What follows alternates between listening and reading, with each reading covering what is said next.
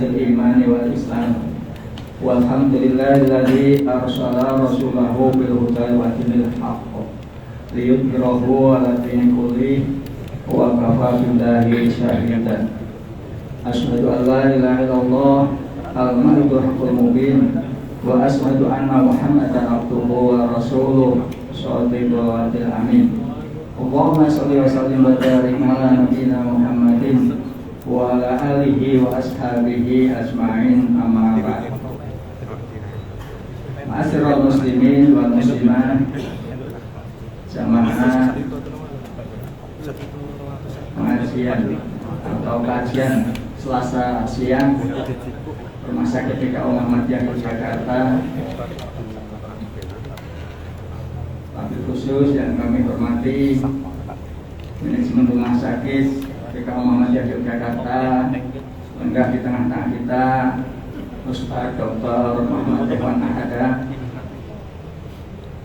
Yang kami hormati juga Ustaz Ruslan Faryati, SAG MSI, selaku narasumber yang tidak asing lagi bagi Sivitas Hospitalia. Pemirsa, kajian kasasi yang bisa hadir di masjid ini maupun yang ada di bangsa-bangsa rumah sakit, semuanya ya insyaallah dirahmati Allah Subhanahu wa taala. Puji dan syukur kita panjatkan dari Allah Subhanahu wa taala yang telah memberikan nikmatnya kepada kita. Salah satu nikmatnya kita dipertemukan bulan Ramadan tahun ini. Mudah-mudahan dengan dipertemukannya bulan Ramadan pada tahun ini kita bisa beribadah yang lebih baik. Siapa tahu Ramadan ini adalah Ramadan terakhir bagi kita. Salawat serta salam kita sanjungkan pada uswah hasanah kita Nabiullah Muhammad Sallallahu Alaihi Wasallam, pada keluarganya, pada sahabat-sahabatnya, dan pada siapapun orang yang mengikuti sunnah-sunnahnya. Dengan mengikuti sunnah-sunnahnya, mudah-mudahan dia menghisab kita mendapatkan syafaatnya. Amin ya rabbal alamin. Ma'asyiral muslimin rahimahullah, sebelum kajian akan disampaikan oleh beliau Ustaz Ruslan Faryati dari Panitia Ramadan Rumah Sakit PKU Muhammadiyah Yogyakarta, akan menyampaikan beberapa informasi. Yang pertama adalah setiap kegiatan yang diadakan pada tahun ini dengan mengangkat tema Ramadan bermutu berkah, masuk bersatu, merawat kesakinahan dalam qalbu, yang diisi dengan berbagai kegiatan. Salah satunya adalah kasesi, kajian Selasa siang yang saat ini sudah yang kedua, kemarin Selasa sudah. Kemudian yang kedua ada obras, obrolan sehat jelang buka puasa setiap hari Rabu menjelang buka, dengan mengangkat tema-tema kesehatan yang akan diisi oleh dokter-dokter spesialis yang ada di Rumah Sakit PKU Muhammadiyah Yogyakarta ini. Kemudian yang ketiga ada kurma, kultum, dan motivasi serta doa setiap hari Senin dan hari Kamis ba'da zuhur. Kemudian juga tidak kalah pentingnya di rumah sakit ini menyediakan dan menyelenggarakan takjil untuk buka puasa bagi pengunjung, khususnya yang berjamaah sholat maghrib di masjid ini, dengan sejumlah 7.900 porsi selama 1 bulan Ramadan ini. Maka Panitia Ramadan Rumah Sakit PKU Muhammadiyah Yogyakarta juga membuka donasi. Yang pertama paket Firdaus dengan 150.000 untuk 15 porsi. Kemudian paket Adi Rp75.000 untuk 5 porsi. Kemudian paket Naim Rp15.000 untuk 1 porsi.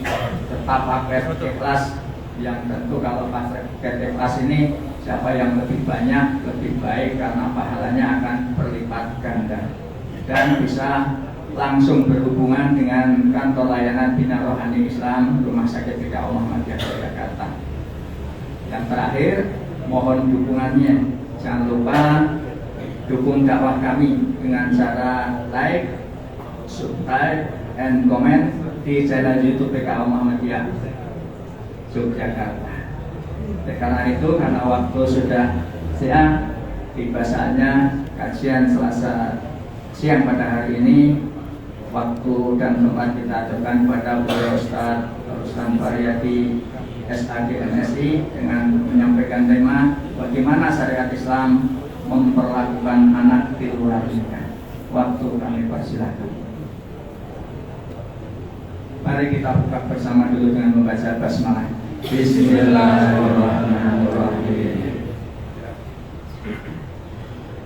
Assalamualaikum warahmatullahi wabarakatuh. Waalaikumsalam warahmatullahi wabarakatuh. Alhamdulillahilladzi ja'ala Ramadhana shahra shiyam linakuna minal muttaqin. Asyhadu an la ilaha illallah wahdahu la syarikalah, iyyahu na'budu wa iyyahu nasta'in. Wa asyhadu anna Muhammadan abduhu wa rasuluhu shadiqul wa'dil amin. Amma ba'd. Hadirin jamaah salat zuhur Masjid As-Sifa PKU Kota Yogyakarta dengan segenap atau seluruh direksi dan hospitalia PKU Kota Yogyakarta yang saya hormati, rahimakumullah. Saya diminta untuk menyampaikan tema tentang bagaimana Islam memperlakukan anak yang lahir di luar nikah. Tentu pertanyaan besarnya adalah syariat Islam yang dipahami dengan model metode seperti apa dan oleh siapa. Karena itu akan membuka yang namanya khilafiyah, berbagai ragam pendapat, termasuk diantaranya di kalangan para fuqaha, baik fuqaha pada masa lalu salaf maupun kontemporer khalaf. Nah, karena itu kalau berbicara tentang bagaimana perlakuan Islam terhadap anak di luar nikah, maka itu sungguhnya sekelumit dari tema besar yang pernah diputuskan oleh Tarjih dalam munasnya di Makassar. Nah, karena itu saya ingin mulai startnya itu pada fikih anaknya dulu, supaya kita bisa memahami secara lengkap, kamil, syamil, secara komprehensif, tidak sepotong-sepotong atau parsial, sehingga kita pahami apa landasan teologisnya dalam Islam, apa landasan filosofisnya, karena ini menyangkut sikap keagamaan dan paham keagamaan. Nah, maka judul besarnya adalah fikih perlindungan anak. Nah, baru judul kecilnya itu perlakuan terhadap anak di luar nikah.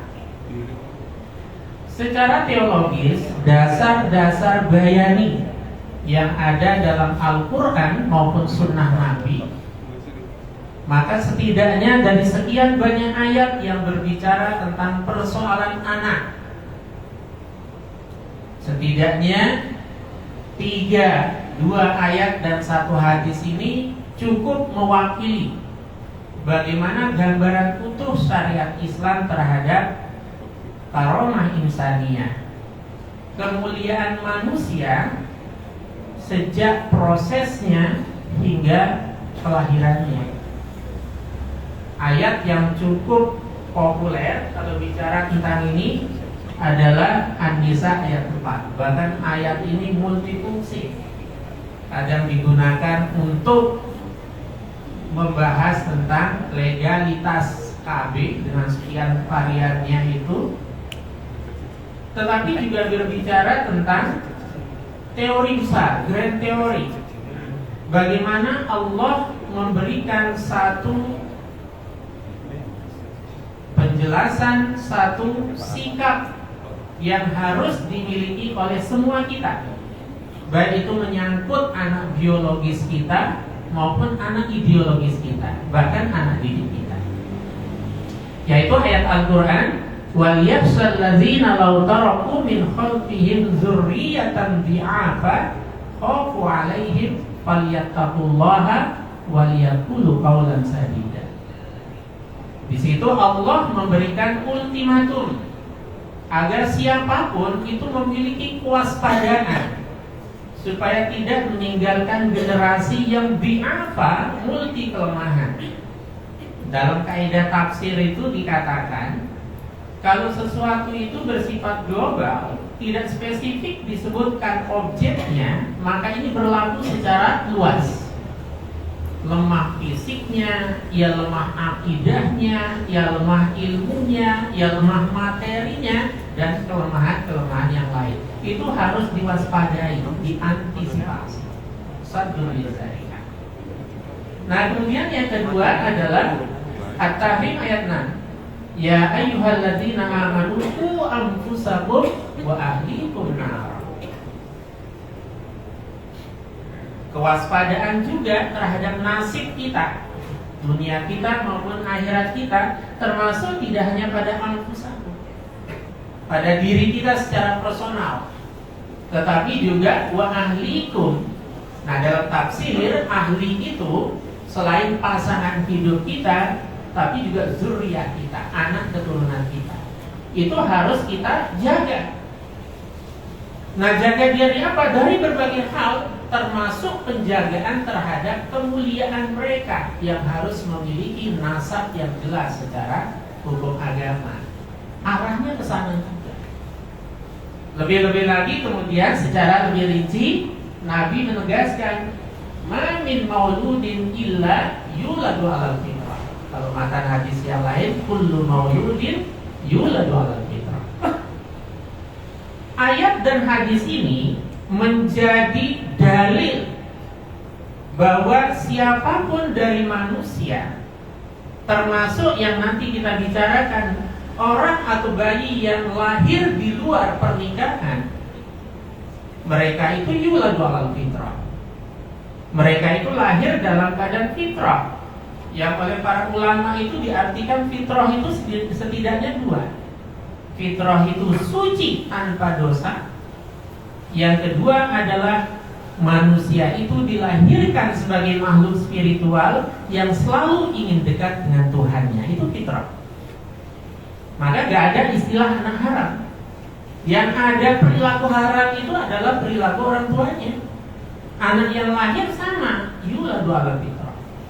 Maka istilah mengatakan ini anak haram dan lain sebagainya, itu justru bertentangan dengan Al-Quran itu sendiri yang menjaga karomah insaniyah.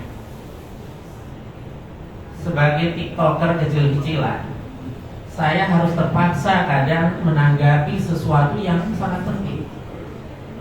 Suatu saat ada seorang tokoh agama, itu cerita, dia kedatangan seorang ayah, langsung bertanya kepada ustadz ini, sementara istrinya jauh di sana menggunakan cadar. Pertanyaan dari bapak ini, pertama dia cerita bahwa sebelum dia menikah dan hijrah, dia pernah melakukan hubungan perzinahan dengan pasangan yang saat ini menjadi istrinya. Kemudian menikah, punya anak perempuan, sudah beranjak dewasa, kuliah, dan sebentar lagi akan menikah. Lalu dia bertanya tentang posisinya sebagai ayah, apakah secara syariat itu bisa menjadi wali nikah. Otomatis saat ini to the point mengatakan tidak boleh, tidak bisa, tanpa merincikan kemudian apakah dari perzinahan awalnya itu dia memiliki terjadi pembuahan atau tidak, berapa kemudian usia kehamilan dan lain sebagainya. dengan menggunakan satu perspektif, satu pendapat, ara'ul ulama. Maka saya menyelipkan perspektif yang lain, pandangan ulama lain tentang itu. Antara lain yang menjelaskan tentang kelegalannya, kebolehan dengan berbagai macam argumen, dalil, dan tentu syarat. Nah, itu sesuatu hal yang sangat krusial. Tanggapannya macam-macam, buah enak banget ya, menghalalkan zina dan sebagainya. Susah membedakan antara satu perilaku dengan aspek yang lain, yang anak tidak memiliki andil sama sekali untuk melakukan kesalahan, lalu distigmatisasi, dinilai sebagai anak haram dan seterusnya. Nah, maka ini landasan ideologisnya dalam Al-Quran. Nah, kemudian dalam fikih perlindungan anak di situ juga banyak dijelaskan tentang aspek-aspek yang terkait yang tidak hanya secara bayani, secara dalil, apalagi dengan pemahaman yang tekstual, tetapi juga dengan pendekatan-pendekatan burhani, baik itu hukum-hukum positif yang berlaku, termasuk kompilasi hukum Islam (KHI) dan berbagai macam pertimbangan maqasidus syariah. Nah, karena itulah fikih perlindungan anak ini bicara tentang kompleksitas atau berbagai persoalan yang menyangkut anak. Nah, ini gambaran umumnya, tidak saya jelaskan secara spesifik. Yang tujuannya adalah bagaimana kemudian ini menjadi tuntunan, sehingga kita mengetahui apa yang menjadi hak dan kewajiban. Bahkan secara irfani, secara akhlak itu sendiri juga di situ dijelaskan. Karena bicara agama tidak hanya bicara tentang legalitas formalnya, hukumnya, tetapi juga di situ ada etika, ada adabnya, ada akhlaknya. Nah, untuk memahami problematika anak secara syamil, kamil, secara menyeluruh, secara komprehensif, maka tentu yang kita gunakan manhaj tarjih kita, baik itu menyangkut sumbernya, metodologinya atau pendekatannya, dan sumber-sumber para tekstual atau sumber-sumber sekunder lainnya. Nah, disitulah kemudian kita harus menelusuri dulu. Kalau bicara tentang manusia, termasuk bayi yang lahir itu, harus kita lihat landasannya dalam agama yang sering disebut dengan al-usul al-kulliyah, nilai-nilai dasarnya. Salah satu nilai dasar yang harus dijadikan sebagai acuan adalah nilai tauhid. Secara tauhid, kita harus meyakini bahwa manusia itu adalah makhluk ciptaan Allah yang diciptakan fi ahsani taqwim dengan orientasi penghambaan illa liya'budu. Maka ahsanu taqwimnya itu dalam berbagai aspek, baik itu fisik, biologisnya maupun yang bersifat non fisiknya. Nah, barulah nanti kita berbicara tentang ahkam far'iyahnya, hukum-hukum formilnya, termasuk diantaranya adalah bagaimana ketika, karena banyak atau rata-rata manusia itu egois dalam konteks ini, pingin enaknya tapi nggak pingin anaknya. Akhirnya ketika terjadi kehamilan, potensi kerusakan yang lain bisa dilakukan, antara lain aborsi. Termasuk Jogja merupakan kota dengan tingkat aborsi yang cukup tinggi. Abortus kriminalis, secara kriminal. Nah, ini yang disebutkan. Kemudian yang lain yang penting juga menjadi dasar kita, sesuai dengan kaidah-kaidah tafsir, supaya kita memahami bahwa nanti kalau mengatakan boleh atau tidak, sah atau tidak, itu bukan karena subjektif, tapi landasannya kuat. Bayangkan dalam Al-Quran ketika bicara tentang anak, istilah yang digunakan itu sangat beragam, sesuai dengan konteksnya, sesuai dengan maksud dan tujuannya.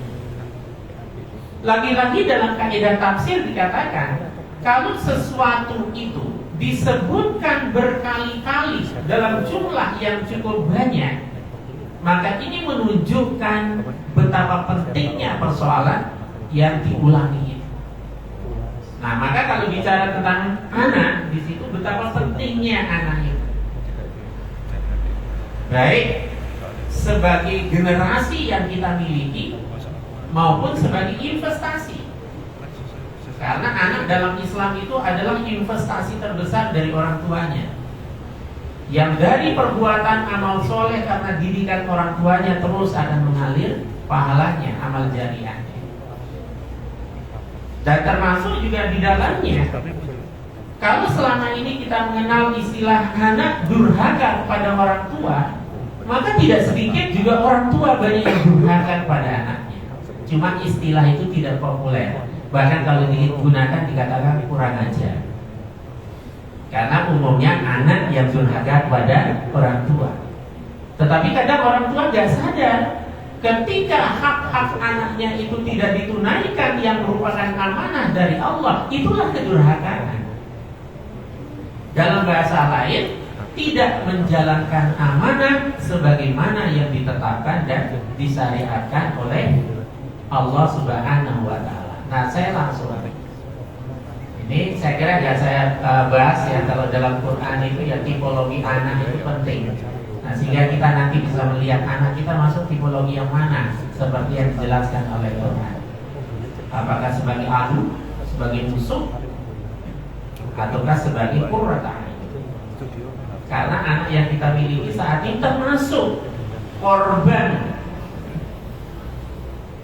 amoral dari orang dewasa yang menyebabkan lahirnya seorang bayi di luar status pernikahan, bisa jadi menjadi adu juga. Al-akhillahu yawma idzin ba'duhum li ba'din aduwwun illa muttaqin. Itu akan menjadi musuh bebuyutannya. Nah, karena itu harus diantisipasi kemudian sejak di dunia ini. Ini penjelasan yang tadi saya sampaikan. Lalu prinsip-prinsip tentang perlindungan anak. Pertama adalah karomah insaniyah. Nah, ini menunjukkan kalau kita hubungkan dengan anak yang lahir di luar nikah, maka perilaku orang dewasa yang melakukan aktivitas yang tidak wajar, yang menyebabkan lahirnya seorang anak, hakikatnya dia telah mencederai karomah insaniyah, di mana itu sangat dijaga oleh Allah. Bahkan kita tahu dalam hadis Nabi, orang yang bukan anaknya dinisbahkan sebagai anaknya. Sekarang banyak terjadi. Adopsi anak dimasukkan kabinnya ke si pengadopsi. Itu kata Rasulullah tidak akan mendapatkan baunya surga. Kenapa? Karena yang namanya nasab itu gak akan bisa diputuskan. Orang mungkin mengenal istilah mantan istri, mantan suami, tapi gak akan ada istilah mantan anak. Maka anak itu harus jelas nasabnya. Pertanyaannya kemudian bagaimana kalau kelahiran itu di luar pernikahan yang sah menurut agama? Kan ini menjadi problem. Satu sisi, kalau kita memahami ayat dan hadis Nabi secara tekstual, secara harfiah, tidak melihat sababul nuzulnya, tidak melihat sababul wurudnya, maqasidus syariahnya, ilat hukumnya, maka udah anak kemudian menjadi kelahirannya itu negatif dalam pandangan manusia. Padahal yang negatif itu perbuatan dan perilaku orang tuanya. Nah, ini hal-hal yang penting untuk dijaga, sebab nanti kita akan coba membuka sesi tanya jawab. Hak-hak anak di sini sudah saya sampaikan secara khusus, baik itu menyangkut hak hidup kembangnya, hak sipilnya, termasuk kemudian hak perlindungannya. Nah, ini kemudian juga persoalan anak sekarang semakin banyak, termasuk persoalan ketika pernikahan, terutama anak perempuan. Bagaimana kaitannya dengan kewalian? Nanti ada aspek lain lagi, bagaimana dengan warisan. Nah, ini sesuatu yang penting untuk kita perhatikan. Nah, kita masuk secara lebih khusus tentang bagaimana perlakuan Islam terhadap anak di luar nikah. Ini menjadi satu sub pembahasan tersendiri dalam putusan tarjih tentang fikih perlindungan anak. Jadi ada sub-sub pembahasan khusus. Di situ dijelaskan tentang anak di luar nikah. Baik itu menyangkut nasabnya, hak-haknya, serta dampak-dampak hukumnya. Nah, sini saya bacakan. Dalam putusan itu dijelaskan, Islam sangat menjunjung tinggi persoalan nasab. Dalam Islam, seorang anak bernasab kepada si pemilik benih, yaitu ayahnya. Maka kan kalau kita di dalam Islam, Fulan bin Fulan, Fulana binti Fulan. Karena nasab itu dikaitkan langsung dengan pemilik benihnya. Dalam pernikahan yang sah, dan Islam melarang keras perzinahan karena dapat merusak nasab. Nah, sesuai dengan salah satunya hadis Nabi Sallallahu Alaihi Wasallam yang diriwayatkan oleh Imam Al-Bukhari, dan ini seringkali dipenggal. Kadang ada yang hanya mengungkapkan al-waladu lil firash. Padahal ayat hadis ini ada kaitannya. Mana yang legal dan mana yang ilegal. Maka situ disandingkan, di situ dibandingkan. Al-waladu lil firash walil ahiri al-hajar. Anak itu dinasabkan kepada pemilik benihnya. Pemilik ranjang maksudnya pemilik benihnya. Sementara pelacur artinya orang yang melakukan di luar nikah, yaitu al-hajar. Hukumnya adalah hukuman rajam. Nah, di sini untuk menguatkan hubungan nasab orang tua dengan anaknya, Islam menganjurkan melaksanakan akikah bahkan sebagai bentuk iklan. Artinya apa? Secara legalitas hukum itu jelas bahwa itu anaknya. Tapi itu perlu diketahui oleh publik supaya publik kemudian tidak memunculkan kecurigaan. Itu sababnya atau tarikh tasrik kemunculan syariat tentang akikah itu. Bahkan oleh kalangan Hanafiyah termasuk Abu Hanifah, beliau menjelaskan hadis Nabi yang ini, gulamun rahinatul li'aqiqatihi tuzbahu anhu yawma sabi'i wa yuhlaqu wa yusamma. Kata anak itu tergadaikan hingga ditunaikan akikahnya. Kemudian di kalangan Hanafi menjelaskan tentang akikah itu hukumnya wajib. Tapi istilah wajib menurut Abu Hanifah atau Hanafiyah itu beda dengan fardu. Maka istilah wajibnya Hanafi itu sama dengan sunnah muakkadah menurut ulama yang lain. Nah, maka disimpulkan bahwa akikah itu sekalipun tidak wajib, dia sunnah muakkadah yang dilakukan pada hari ke-7 dari kelahiran. Nah, di situ fungsinya dua. Sebagai legalitas sosialnya diumumkan di situ bahwa pengakuan anak ini benar-benar merupakan zuriatnya, keturunannya secara sah menurut hukum agama. Nah, kemudian yang kedua adalah secara sosialnya, iklan, dia mengiklankan, menyampaikan, mengumumkan. Nah, sehingga eksistensi atau keberadaan anak yang lahir itu diakui baik menurut hukum agama maupun menurut sosial. Nah, ini. Nah, karena itulah bagaimana persoalannya terkait dengan nasab bagi anak yang lahir di luar nikah. Pertanyaannya, apa yang dimaksud dengan lahir di luar nikah? Kalau maknanya itu benar-benar lahir di luar akad pernikahan, artinya sampai lahirnya itu dia tidak menikah, semua ulama sepakat bahwa anak yang lahir itu hanya dinisbahkan kepada ibunya, tidak bisa dinisbahkan kepada ayahnya. Itu ulama sepakat. Kenapa? Karena jelas apa yang ditanam itu di luar pernikahan, anaknya pun lahir jelas di luar pernikahan yang sah, bahkan tidak nikah. Nah, ini secara hukum agama semua ulama atau fuqaha sepakat bahwa dia tidak bisa dinasabkan kepada pemilik benih atau pemilik sperma. Sekalipun secara biologis bisa diuji secara DNA. Sebagaimana kasus yang menimpa mantan menteri di era Orde Baru.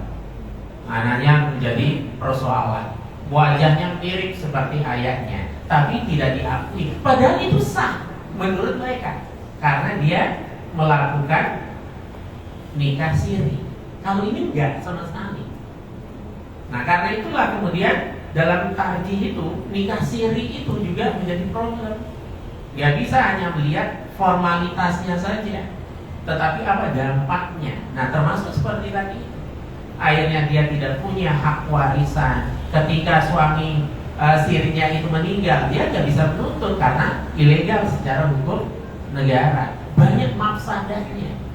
Tapi orang seringkali fikih oriented. Pokoknya legalitas formal hitam putihnya saja, tapi maqasidus syariahnya tidak dibicarakan. Akhirnya mengatakan sah nikah siri itu. Nah, ini problem kajian agama, ijtihad keagamaan sampai melahirkan istinbat atau simpulan hukum. Banyak yang harus dikaji ulang. Tidak cukup hanya fikih hitam putih, tapi harus bisa menyelami tujuan syariat yang kita sebut dengan maqasidus syariat. Nah, terkait dengan anak di luar nikah, nah di sini pandangan para ulama secara umum kalau tadi itu nggak ada hilang. Tapi pertanyaannya ketika dia bertanggung jawab lalu menikahi, nah itu menjadi problem. Di kalangan para ulama ada pendapat yang mengatakan bahwa tetap bisa dinisbahkan kepada ayahnya itu secara biologisnya itu. Ketika proses kelahirannya itu pada saat pernikahan yang legal secara hukum. Tapi ada kemudian klausulnya di situ, berapa usia kehamilan hingga sampai pada kelahiran. Yang dipatok di situ angka 6. Kalau kemudian dia sudah 6 bulan bahkan lebih baru lahir, maka dia dianggap sebagai anaknya secara sah, baik menurut agama maupun menurut hukum negara. Tapi kalau kurang dari itu, nah kemudian di situ terjadi perdebatan. Nah, pendapat yang kedua jumhur yang sering dijadikan sebagai referensi, yang kadang to the point, memahami apa adanya. Ya udah, karena dia misalnya melakukan hubungan pas usia kehamilannya misalnya 1 minggu atau berapa, sudah terdeteksi sejak awal, kemudian bertanggung jawab menikah, itu pun dikategorikan sebagai anak di luar nikah. Kenapa? Karena pendapat ini yang digunakan, pendapat yang kedua, yaitu jumhur ulama berpendapat bahwa anak dinisbahkan kepada ibunya yang melahirkannya, bukan kepada laki-laki yang menzinahi, sekalipun anak itu lahir setelah keduanya itu menikah secara syar'i. Nah, ini yang seringkali dijadikan sebagai argumen. Pokoknya terjadi pembuahan ukurannya sekian hari, ya sudah, berarti anak itu di luar nikah. Maka kalau kemudian laki-laki perempuannya, pelakunya itu langsung menikahi karena terbukti telat mensurasinya, menurut pendapat kedua ini, ya udah, pokoknya anak di luar nikah, maka dia dinisbahkan kepada ibunya saja, tidak bisa dinasabkan kepada ayahnya, sekalipun ada hubungan privatnya, ada hubungan keperdataannya. Dia wajib menafkahi, dia wajib kemudian memberikan penghidupan yang layak dan seterusnya, lebih kepada keperdataan.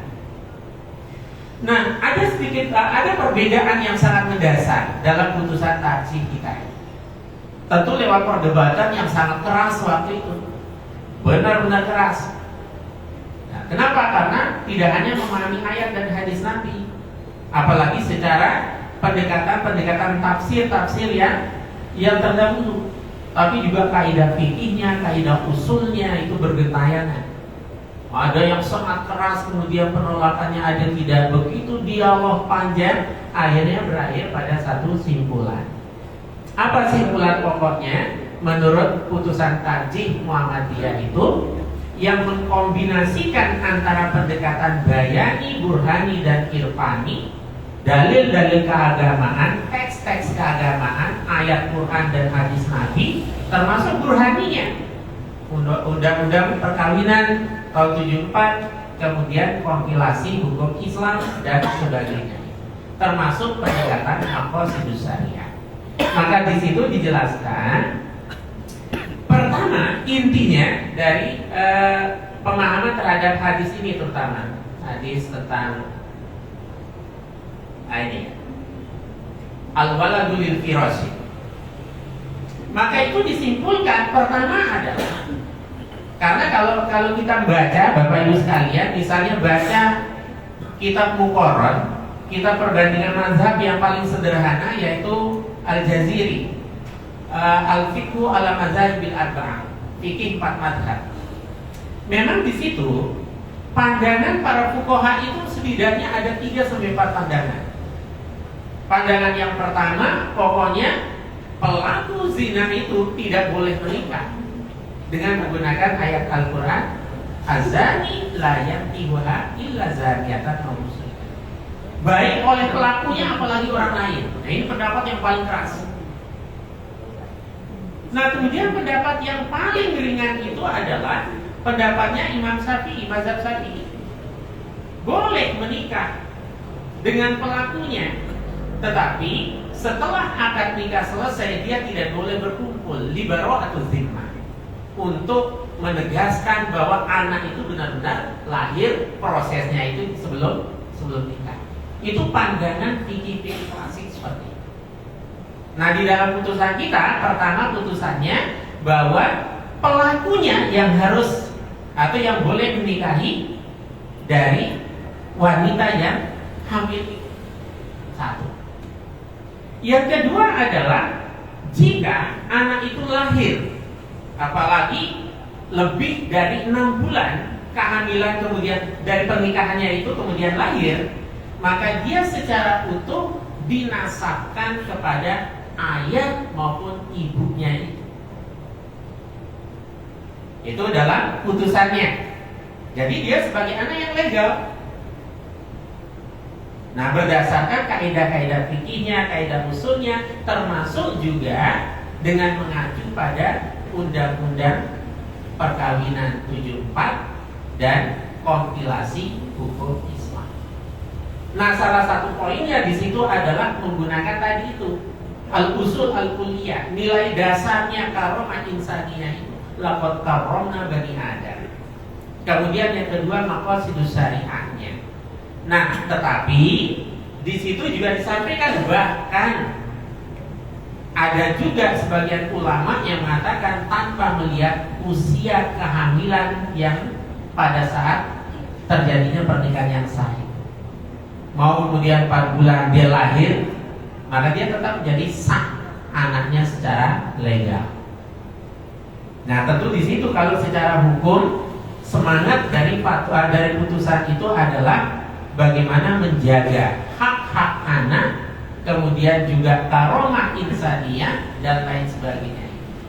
Nah, sehingga kalau memang dia melakukan hubungan perzinahan, kemudian dia bertanggung jawab dan menikahi oleh pelakunya, masa pernikahannya itu sampai 6 bulan lebih baru lahir anaknya, nah maka dianggap sebagai anaknya yang sah dari ayah maupun ibunya, berdasarkan pemahaman terhadap ayat hadis dan hukum positif yang ada.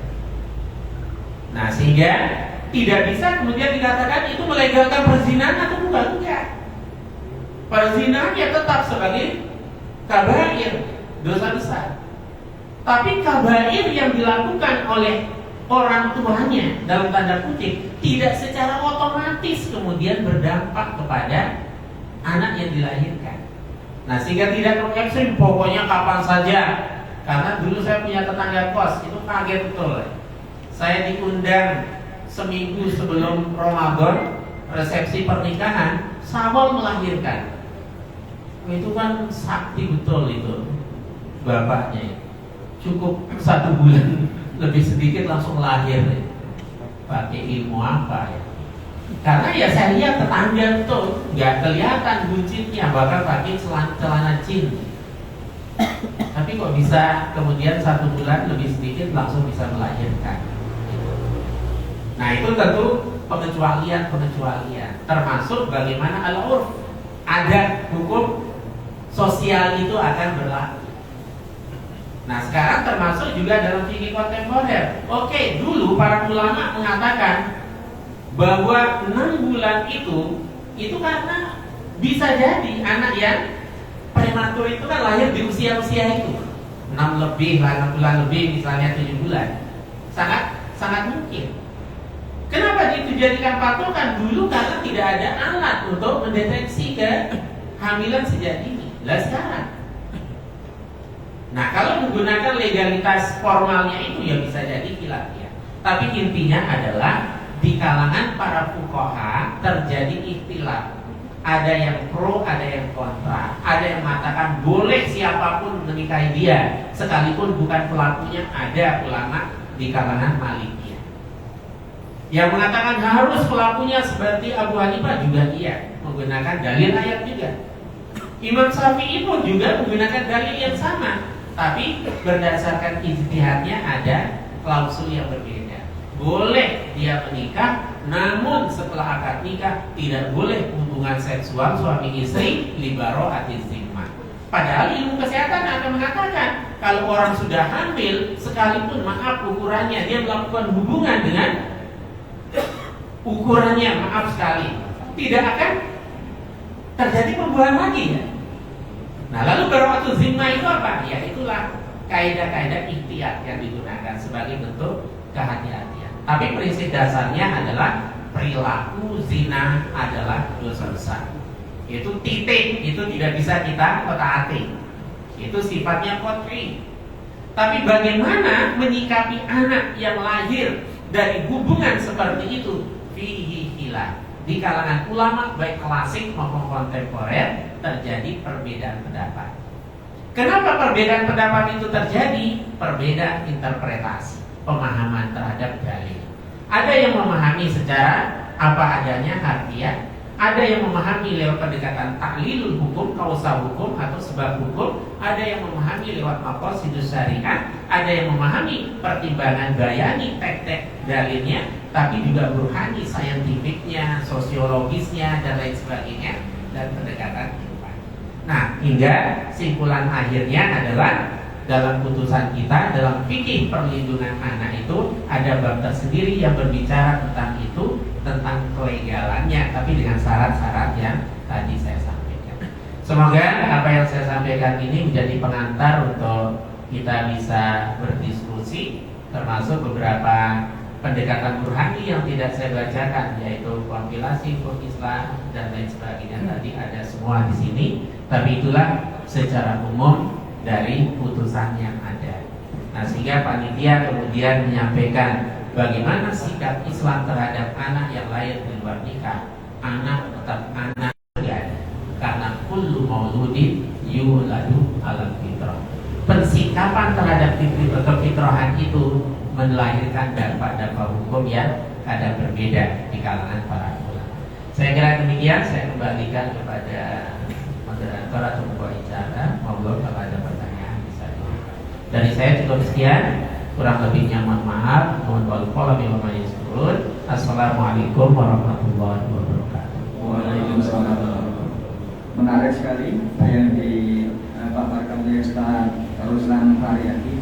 Masih ada waktu kira-kira 5 menit. Barangkali ada jamaah yang ingin bertanya, tapi tidak ada doorpress-nya kalau hari ini. Sebutkan namanya. Terima kasih. Saya Imam dari kajian CMS.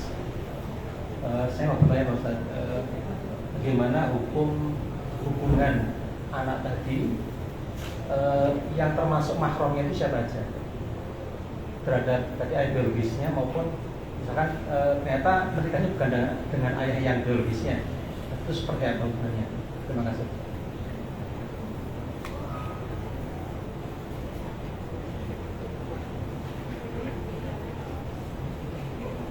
Ya, kalau dalam fikih munakahat itu kan mahram itu ada beberapa faktor. Ada kemahroman bin nasab karena nasab, ada yang musaharah karena pernikahan, ya kan? Lalu yang kedua ada yang mahramnya itu mu'abbad selamanya, yaitu karena garis turunan itu secara vertikal, dan ada yang mu'aqqad yang temporer, ya itu temporer. Misalnya orang ajnabi atau orang yang bukan mahramnya, ya selamanya akan jadi mahram. Tapi ketika dia menikah, akhirnya nanti anak dan lain sebagainya itu ada konsekuensi. Itu yang pertama. Nah, terkait dengan kemudian anak tadi itu, ketika dia lahir, ya kalau berdasarkan putusan yang mengatakan bahwa dia menjadi sah sebagai anak dan sebagai anak dari ayah dan ibunya yang tadi itu, yang menikah secara syar'i dan kelahirannya pada pernikahan yang sah itu, maka ya tentu dia akan menjadi ayah dan ibunya secara nasab. Berarti kan berlaku kemahromannya, artinya dia mahram karena dia bapaknya. Bahkan ketika anak misalnya yang tadi kalau kurang dari 6 menurut ulama lain itu selamanya tidak menjadi anak biologi, anak sah dari si laki-laki ini, itu pun tetap mahram karena dia menikahi ibunya kan, ba'da dukhul. Nah, maka dia tidak akan bisa menikahi anak dari istrinya, sama dengan anak bawaan atau anak sambung dan sebagainya. Dia diikat kemahramannya itu karena musyawarah, karena pernikahan. Nah, jadi pada dua aspek itu, baik yang mengatakan tidak bisa dinasabkan kepada ayahnya, tapi hanya kepada ibunya karena dia menikahi ibunya itu, maka dia tetap menjadi mahram karena sudah menikahi orang tuanya itu. Ya, itu berarti karena musyawarahnya. Sebab di situ dikatakan ba'da dukhul. Kalau dia sudah memang melakukan hubungan suami istri dengan ibu dari anak itu, maka anak itu akan menjadi mahramnya. Dan dia tidak bisa menikahkan dengan anak itu. Itu sama. Apalagi kalau pendapat yang mengatakan dia tetap diakui baik secara hukum syariat maupun secara hukum positif sebagai anaknya yang sah secara hukum, maka berlakulah dia nasab. Maka kemahramannya itu berlaku secara vertikal. Berarti kan nanti anak dari ayahnya terus menjadi muharramat, ya, mu'abbadan selamanya. Begitu juga ke atas, ibu ayah dari orang tuanya ke atas menjadi mahram juga. Nah, bahkan jangankan dengan pernikahan. Kalau tadi kan faktornya pernikahan, dua musyawarah, yang ketiga itu kan bisa karena waladul mutabanni, yaitu karena sesusuan.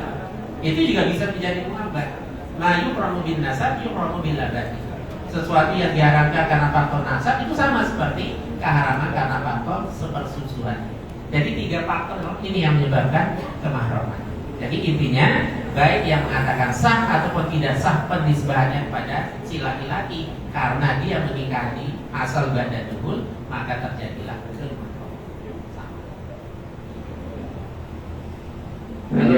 kalau referensinya ini saya sudah usulkan supaya diterbitkan khusus untuk pilih anaknya. Kalau di berita resminya ada di sini tentang fikih perlindungan. Demikian Mas Imam penjelasan dari Ustaz Ruslan. Masih ada yang ingin bertanya lagi Bapak Ibu? Alhamdulillah kalau sudah tidak ada karena waktu sudah jam 13:10 karena kita dalam waktu jam kerja, sehingga lebih baik kita melanjutkan tugas-tugas kita di siang hari ini. Baik, kasasi pada siang hari ini kiranya sudah cukup. Kita bertemu lagi pada kasasi seminggu yang akan datang dengan tema yang lain. Mari kasasi pada siang hari ini kita tutup bersama dengan lafaz hamdalah dan kifarah majlis. Alhamdulillahirabbil alamin. Subhanakallahumma wa bihamdika asyhadu an la ilaha illa anta astaghfiruka wa atubu ilaik. Ada khilafnya mohon maaf. Terima kasih atas perhatiannya. Wastagfirul khairat. Assalamualaikum warahmatullahi wabarakatuh. Waalaikumsalam warahmatullahi wabarakatuh. Terima